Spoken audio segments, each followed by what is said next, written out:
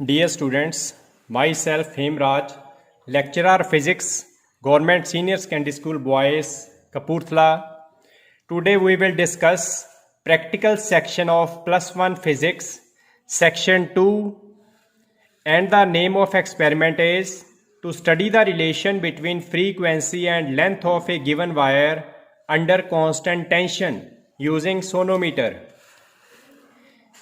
We know that fundamental frequency produced in a stretched string is given by nu is equal to 1 by 2 L T by M. Nu is the frequency produced in the string. ये वो frequency है जिस frequency पे string resonance में आ जाएगा और उसमें amplitude of oscillation काफ़ी ज़्यादा हो जाएगी. T is tension in the string, M is mass per unit length of the string, L is length of vibrating part of string, and what is law of length?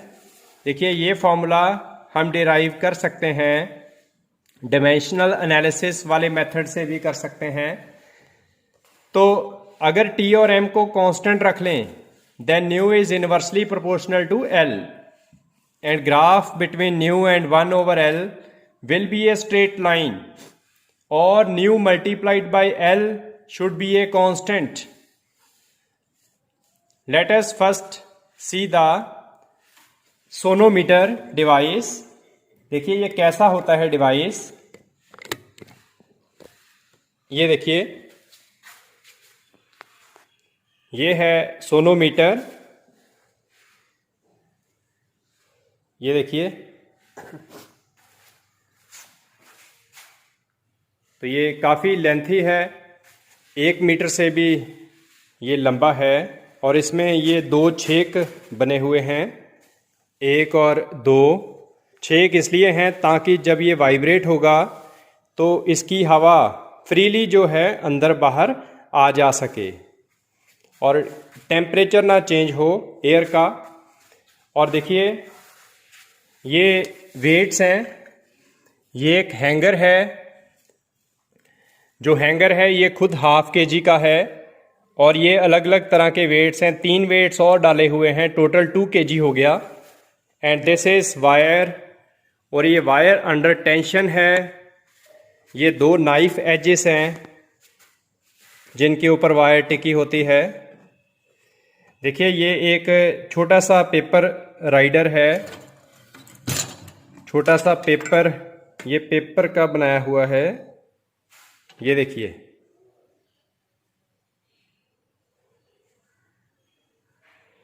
ये paper को काट के हम इसके ऊपर बड़ी ही सावधानी से रखते हैं इसके ऊपर.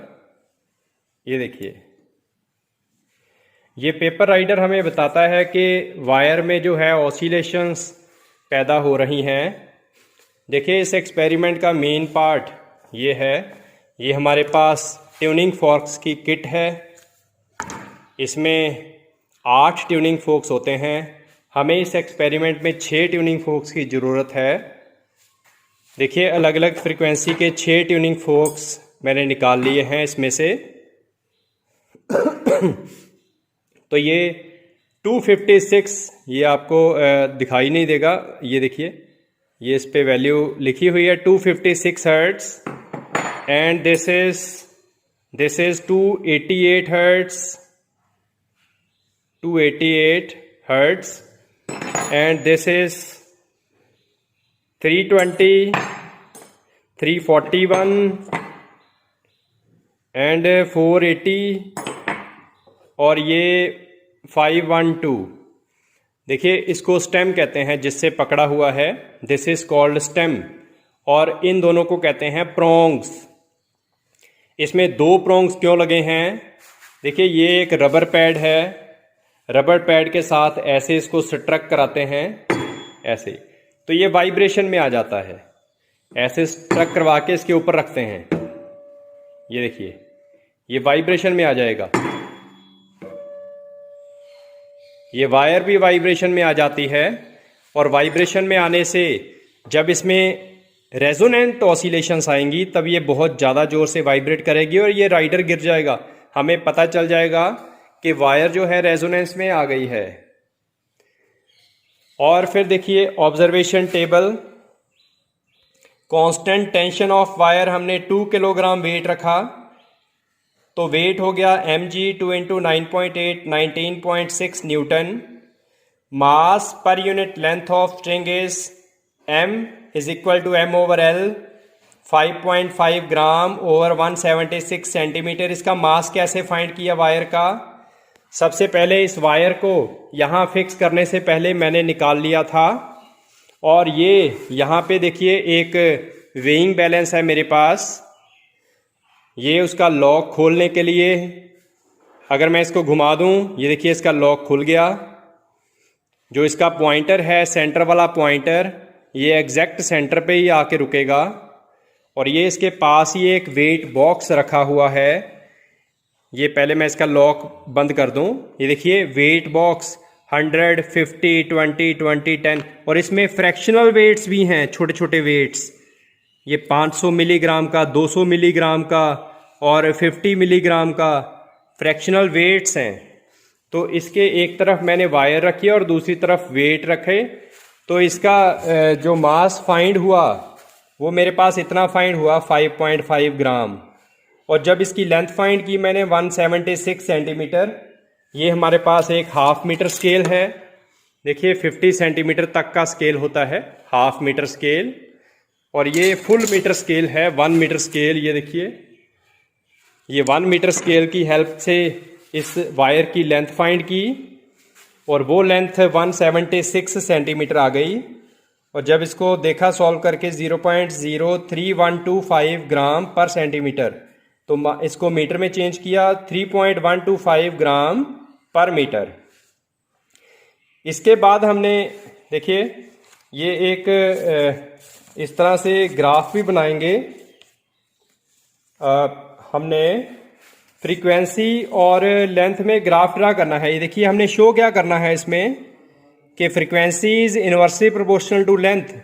इसका मतलब अगर हम फ्रीक्वेंसी और 1/L के बीच में ग्राफ ड्रा करेंगे, then that should be a straight line. ये देखिए इस हिसाब से हम ग्राफ को कंप्लीट करेंगे। Frequency of tuning fork, resonant length of wire, पहले इंक्रीजिंग फिर डिक्रीजिंग फिर मीन।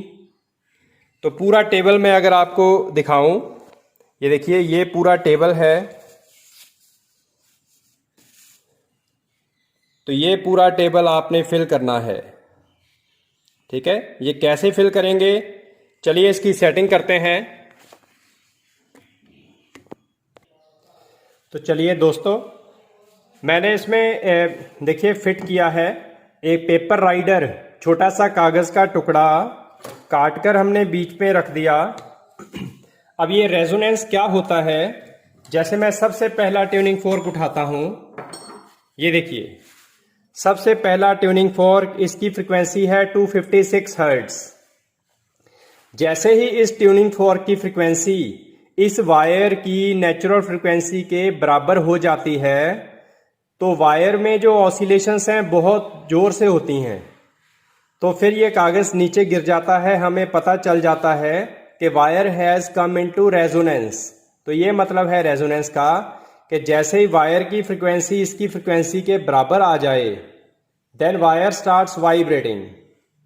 तो उस रेजोनेंट फ्रीक्वेंसी और लेंथ के बीच में हमने ग्राफ ड्रा करना है, 1/लेंथ के बीच में। That should be a straight line.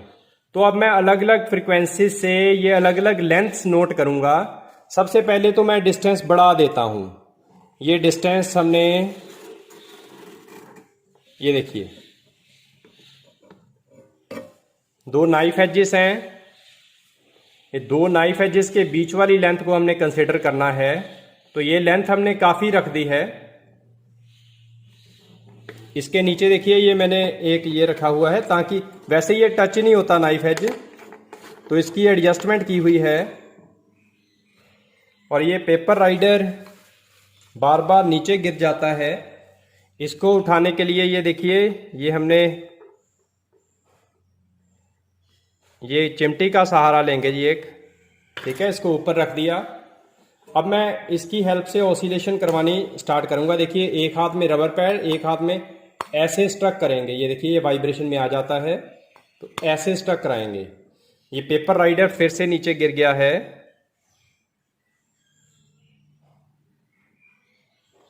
तो ये देखिए मैं ऑसिलेशन स्टार्ट करा रहा हूँ। ये देखिए जी, ये कागज़ हिलना शुरू हो जाता है। ये देखिए अभी गिरा नहीं है, तो मैं इसकी लेंथ को थोड़ा एडजस्ट करूँगा। ये देखिए जब कागज़ गिर गया नीचे, तो समझ लीजिए ये वायर ऑसिलेशंस रेजोनेंस में आ गई है। मैं इसकी लेंथ थोड़ी और बढ़ाता हूँ, क्योंकि क्या पता ज़्यादा लेंथ से ना हो ऑसिलेशन।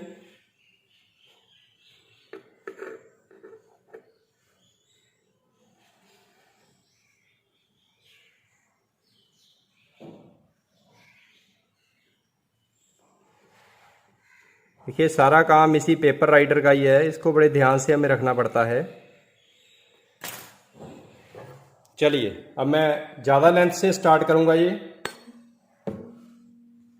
अभी ने इसके बीच में डिस्टेंस कम किया।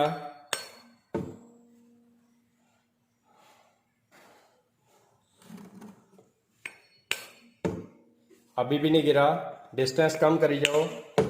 ये देखिए ये गिर गया नीचे। एक बार फिर से चेक करेंगे इसको, क्योंकि हो सकता है जोर से रखने की वजह से ना गिरा हो। फ्रीक्वेंसी वाइब्रेशन की वजह से गिरना चाहिए, ना कि जोर से रखने की वजह से। बड़े आराम से रखना है आपको। ये देखिए कैसे हिल रहा है कागज। यस, इसका मतलब रेजोनेंस आ चुकी है। ये देखिए तो हम इस लेंथ को नोट कर लेंगे। ये लेंथ आई कोई लगभग 21, तो मैं उस कागज पे नोट कर लूंगा 21। ये डिक्रीजिंग की वजह से है 21 सेंटीमीटर। चलिए अब मैं इस ट्यूनिंग फोर्क को रख के दूसरा ट्यूनिंग फोर्क 288 वाला, अब मैं इसकी हेल्प से करूंगा, लेकिन राइडर को फिर से हम ऊपर रखेंगे।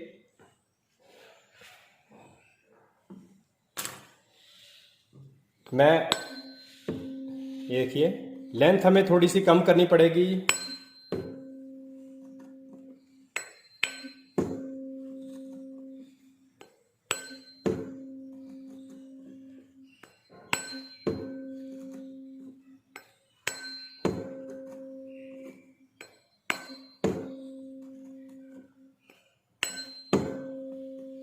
ये काफी हिल रही है, इसका ये देखिए ये वाइब्रेशन आ चुकी है। एक बार मैं फिर से चेक करूंगा। ये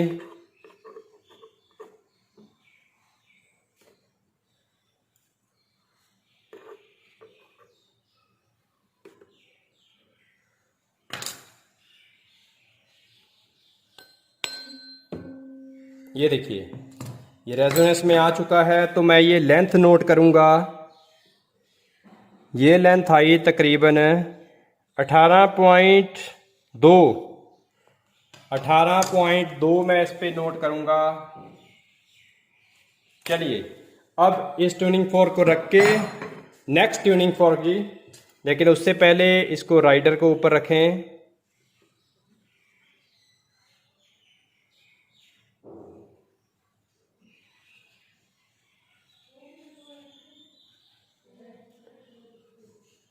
राइडर बहुत हल्का सा चूज करना है आपने, बड़ा चूज कर लिया तो ये गिरेगा ही नहीं। ये देखिए ये फ्रिक्वेंसी थोड़ी ज्यादा है, तो तीखी आवाज आ रही है।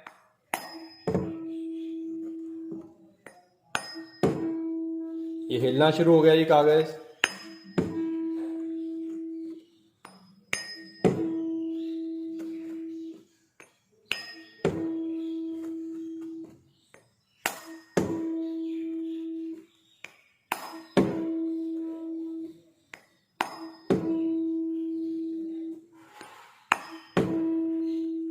लेंथ आपने बहुत ही धीरे धीरे, ये देखिए गिर गया, राइडर नीचे गिर गया। लेंथ बहुत धीरे धीरे आपने एडजस्ट करनी है, एकदम नहीं कम कर देना।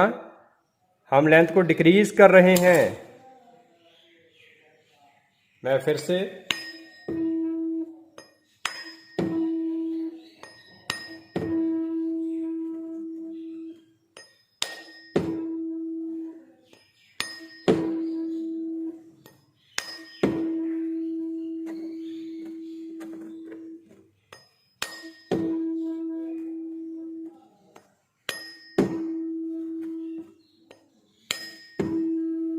ये देखिए, इस लेंथ को नोट कर लेंगे।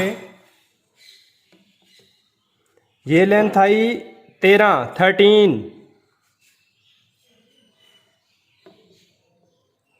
आई लेंथ, तो सीधे 18 से 13 आ गई। एक बार दोबारा नोट करते हैं।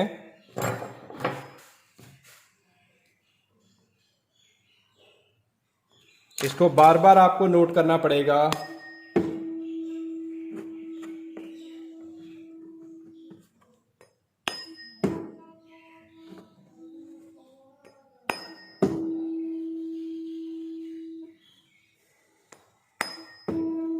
ये देखिए,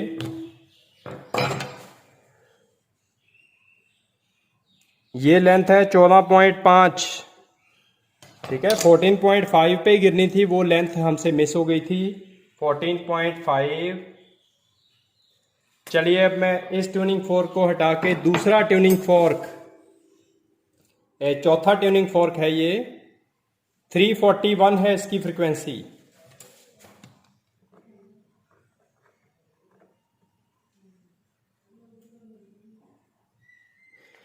तो इस तरह से हम नोट करते जाएंगे लेंथ को बढ़ा बढ़ा के। तो पता चल रहा है कि जैसे जैसे फ्रीक्वेंसी बढ़ रही है इसकी लेंथ बढ़ती जाएगी। इस तरह से आपने लेंथ को बढ़ा बढ़ा कर नोट करते जाना है कि कागज़ कहाँ पे गिरेगा। फिर उसके बाद फिर लेंथ को हमने यहाँ लेंथ को कम कर रहे थे ना, लेंथ को कम करते हुए नोट करी जाना है। फिर उसके बाद में जब लास्ट आ जाएगी 512 हर्ट्ज वाली, तो मान लीजिए यहाँ पे आ गई। फिर उसके बाद आपने रिवर्स डायरेक्शन में शुरू करना है। फिर आपने बिल्कुल कम करके फिर धीरे धीरे बढ़ाते जाना है। फिर 512 से शुरू करके 480 हर्ट्ज, 341, 320, 280, 256, इसी तरह इंक्रीजिंग ऑर्डर में नोट कर लेंगे। तो ये टेबल आपने कंप्लीट कर लेना है। ये अभी हम डिक्रीजिंग में नोट कर रहे थे, फिर इंक्रीजिंग में नोट कर लेंगे, फिर दोनों का मीन निकाल लेंगे। चलिए, जब ये टेबल, सबसे हमारा पहला काम है इस टेबल को कंप्लीट करना। तो ये जरूरी नहीं कि जो वैल्यूज मेरी आई वही आपकी आएंगी। ठीक है, ये अलग अलग पर्सन के लिए वैल्यू अलग अलग आएंगी। इसी को हम रैंडम एरर कहते हैं, रैंडम एरर। ठीक है, तो ये वैल्यूज अलग अलग आएंगी, लेकिन आपकी जितनी भी आई आपने वो नोट कर लेनी है। उसके बाद में उसका इन्वर्स फाइंड करना है। चलिए, ये सारे जो रीडिंग्स हैं ऑब्जर्वेशन टेबल, इसकी हम डिस्कशन करते हैं। तो डियर स्टूडेंट्स, आप एक बार ये कंप्लीट टेबल नोट कर लीजिए। ये पूरा टेबल है, ये डिक्रीजिंग के टाइम पे है, और ये फिर यहाँ से शुरू कर लिया मैंने इंक्रीजिंग, और फिर उनका मीन निकाल लिया।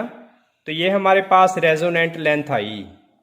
उसके बाद में उसका ये सेंटीमीटर में आई है, उल्टा किया तो ये आ गया। उसके बाद में फ्रीक्वेंसी और लेंथ को मल्टीप्लाई करेंगे तो ये आ गया। ये वैल्यू कांस्टेंट आनी चाहिए, लेकिन मेरी कांस्टेंट नहीं आ रही, इसका मतलब कोई ना कोई एरर आ रही है। आप करके देखिए, आप शायद और ज़्यादा एक्यूरेट कर लें। चलिए, मैं इसको कैमरे को थोड़ा नज़दीक करके इसकी डिटेल में डिस्कशन करते हैं। तो डियर स्टूडेंट्स, आपका पहला काम होगा इस टेबल को कंप्लीट करना। ठीक है, फ्रीक्वेंसी ऑफ ट्यूनिंग फोर्क, वो 6 फ्रीक्वेंसीज के ट्यूनिंग फोर्क्स चाहिए इस एक्सपेरिमेंट के लिए। उनकी वैल्यूज़ लिखी हुई हैं। रेजोनेंट लेंथ आपने फाइंड कर लेनी है, पहले इंक्रीजिंग के टाइम पे, फिर डिक्रीजिंग के टाइम पे, फिर उनका मीन निकाल लेना है। फिर 1/L न्यू इंटू एल। तो graph between nu and 1/L will be a straight line. चलिए ग्राफ देखते हैं। तो स्टूडेंट्स, इस ग्राफ को देखिए ध्यान से। This is graph between nu and 1/L। Y axis की तरफ मैंने फ्रीक्वेंसी ले ली इन हर्ट्स और एक्स एक्सिस की तरफ 1/L। It is in centimetre inverse. तो देखिए जो 1/L की वैल्यू है, मिनिमम वैल्यू है इसकी 0.052 और मैक्सिमम वैल्यू है 0.109। तो ये मैंने इस तरह से गैप दे दिया 0.010, 0.020, 0.030, 40, 50, 60, 70, 80, 90, 100 एंड 110 तक। और फ्रीक्वेंसी 512 तक थी तो 550 तक हमने 50-50 के गैप में फ्रीक्वेंसी रख दी।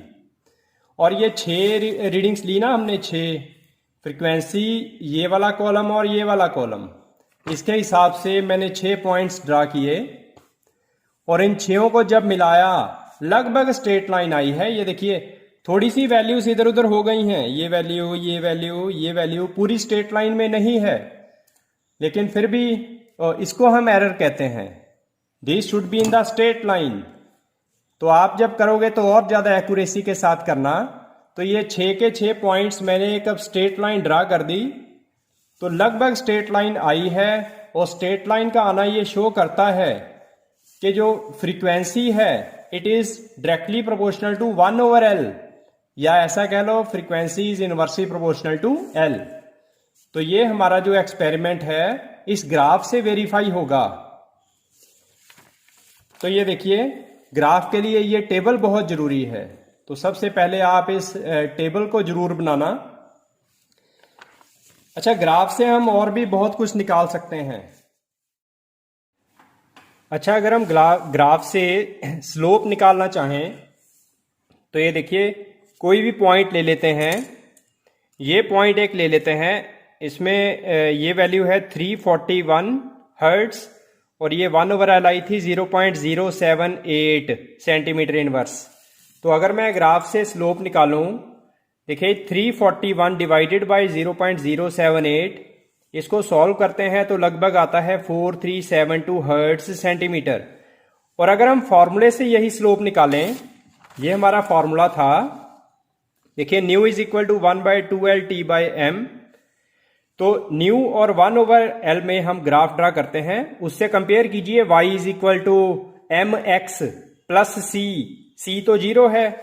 यहां तो देखिए ग्राफ तभी तो यहां से स्टार्ट हो रहा है ओरिजिन से, और y is equal to mx, x यहां पे 1/L है और m क्या होगा 1/2 T/m अंडर रूट। और वहां से अगर मैं फार्मूले से सॉल्व करता हूं स्लोप, तो ये देखिए slope is equal to 1/2 T/m under root. T हमने लिया था 19.6, इस तरह से आया, डिवाइडेड बाय m की वैल्यू है 3.125 इंटू 10⁻³ अंडर रूट। जब इसको सॉल्व करते हैं 39.59 हर्ट्ज मीटर या 3959 हर्ट्ज सेंटीमीटर। तो ये वैल्यू देखिए बिल्कुल इक्वल तो नहीं, लेकिन इसके काफी करीब पहुंच गई है। इसका मतलब थोड़ी बहुत एरर तो हुई है, ठीक है। तो ये आपने कोशिश करनी है ज्यादा से ज्यादा एक्यूरेसी लाने की, लेकिन फिर भी ग्राफ हमारा लगभग स्ट्रेट लाइन आ रहा है। कुछ पॉइंट्स जो हैं वो डेविएट हो रहे हैं स्ट्रेट लाइन से, तो ये भी आपके पूरे स्ट्रेट लाइन में आने चाहिए। तो इस तरह से हमारा ये वाला एक्सपेरिमेंट कंप्लीट होता है कि relation between frequency and length. तो जैसे जैसे हम लेंथ को डिक्रीज करते हैं, 1/L जैसे जैसे बढ़ता है, लेंथ डिक्रीज हो रही है, वैसे वैसे फ्रीक्वेंसी बढ़ती जा रही है। ये फ्रीक्वेंसी रेजोनेंट फ्रीक्वेंसी है, तो इसका मतलब resonant frequency is inversely proportional to the length, इस फॉर्मूले के अकॉर्डिंग। तो nu inversely proportional to length या nu directly proportional to 1/L। तो ठीक है स्टूडेंट्स, ओके, यही हमारा एक्सपेरिमेंट था, relation between frequency and length of A given wire using sonometer. Okay students, thank you.